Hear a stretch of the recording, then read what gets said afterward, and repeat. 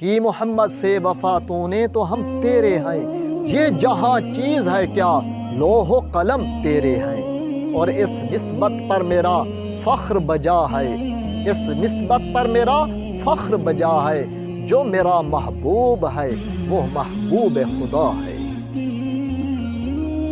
نبی کریم صلی اللہ علیہ وسلم کے ہم تمام مسلمانوں پر بلکہ تمام انسانیت پر بے شمار احسانات ہیں۔ اللہ تعالیٰ کے بعد جو سب سے بڑی ہستی ہے، جو محسن انسانیت ہے، وہ کون ہے؟ وہ حضرت محمد صلی اللہ علیہ وسلم کی ذات ہے۔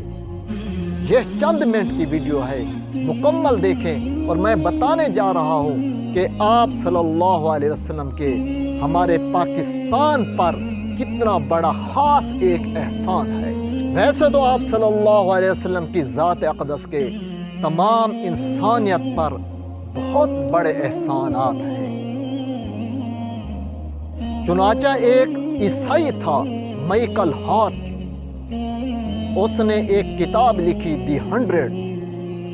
حالانکہ وہ خود عیسائی تھا لکھنے والا، لیکن جب اس نے کتاب لکھی دی 100 تو اس کتاب میں اس نے 100 کہتے ہیں 100 کو، 100 مشہور بندوں کا جنہوں نے دنیا پر نہایت مثبت اثرات مرتب کیے، ان کے ناموں کی فہرست بنائی، اور سب سے پہلے اس نے جس کا نام لکھا وہ تھے حضرت محمد صلی اللہ علیہ وسلم۔ عیسائی کی نظر میں بھی آپ صلی اللہ علیہ وسلم کی شان اتنا زیادہ تھی، چنانچہ ہم کہہ سکتے ہیں اس نسبت پر میرا فخر بجا ہے، جو میرا محبوب ہے وہ محبوب خدا ہے۔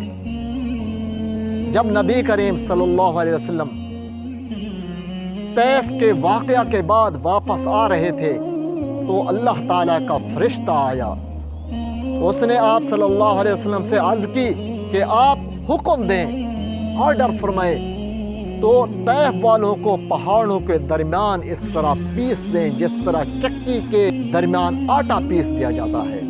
تو آپ صلی اللہ علیہ وسلم نے فرمایا نہیں، کیونکہ ہو سکتا ہے کہ ان کی نسل میں، ان کی اولاد میں کوئی مسلمان ہو اور میرا کلمہ بلند کرے۔ میں اس طرف آ رہا ہوں کہ کس طرح آپ صلی اللہ علیہ وسلم نے پاکستان والوں پر ایک خاص احسان فرمایا۔ بعد میں طیف والے ایمان لائے، بلکہ آپ صلی اللہ علیہ وسلم کے وصال سے پہلے طیف کے علاقے میں اسلام پھیل چکا تھا، اور پھر طیف سے اسی خاندان سے ایک مجاہد آیا محمد بن قاسم 712 عیسوی میں، اس نے سندھ پر حملہ کیا اور پھر سندھ سے گزرتا ہوا ادھر ملتان تک ہمارے علاقے تک آیا، اور وہ جہاں سے بھی گزرتا اس کے اخلاق کو دیکھ کر لوگ مسلمان ہوتے جاتے۔ محمد بن قاسم کے ادھر آنے کے بعد اسلام پھیلا۔ اور بات جو میں خاص کر رہا ہوں، اگر نبی کریم صلی اللہ علیہ وسلم اسی وقت طیف والوں کے لیے بد دعا کر دیتے تو طیف والے تو صفحہ ہستی سے مٹ جاتے، تو پھر کیسے اسلام پہنچتا ادھر؟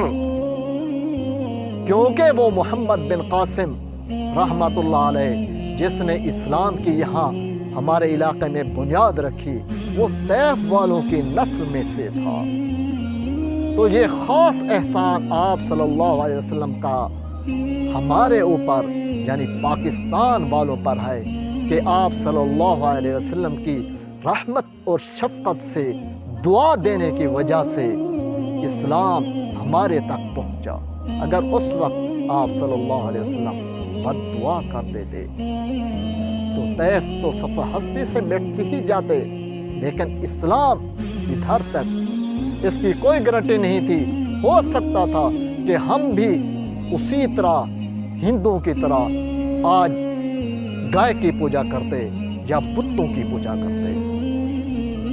اس نسبت پر میرا فخر بجا ہے، جو میرا محبوب ہے وہ محبوب خدا ہے۔ اگر ویڈیو پسند آئی ہو تو لائک کیجیے گا، دوستوں سے شیئر کیجیے گا، اور سبحان اللہ کمنٹ میں لکھیے گا، اور اس چینل کو سبسکرائب فرما دیجیے گا۔ جزاک اللہ۔